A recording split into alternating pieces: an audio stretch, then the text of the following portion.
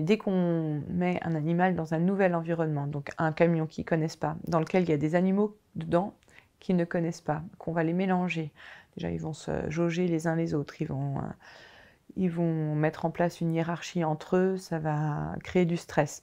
Après, il y a le transport en camion, hein. Enfin, faire des grandes distances en voiture, des fois c'est fatigant, mais alors debout dans des caisses de bétaillère de camion, sans clim, sauf que quand il fait très très chaud, et que, oui, quand il fait 37 degrés, ou enfin, les chaleurs d'été, là, comme on peut avoir, une vache, ça peut boire 60 litres facilement.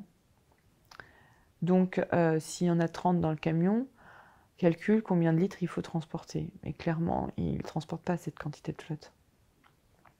Et puis après, ils atterrissent dans des abattoirs où là, pareil, ils ont un nouveau lieu, des nouveaux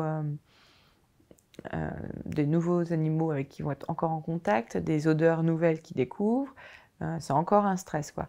Et enfin, tout le monde le sait, enfin, la viande qu'on mange, c'est le muscle des animaux. Et quand on a besoin de se tenir debout, de lutter contre des secousses, nos muscles sont sollicités. Quand on a du stress, on sécrète des hormones de stress qui se diffusent dans tous nos muscles.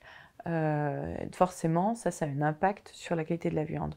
Et moi, ça me révolte depuis très longtemps de voir comment la filière viande s'est organisée, parce que finalement, on demande tout un tas d'efforts. Les éleveurs font des efforts colossaux depuis des années pour améliorer tout un tas de choses dans leurs élevages, que ce soit au niveau de la qualité de l'alimentation de leurs animaux ou de la prise en compte du bien-être animal, ou voilà, dans les élevages. Et finalement, dès que les animaux sont vendus, tout ça, c'est gaspillé.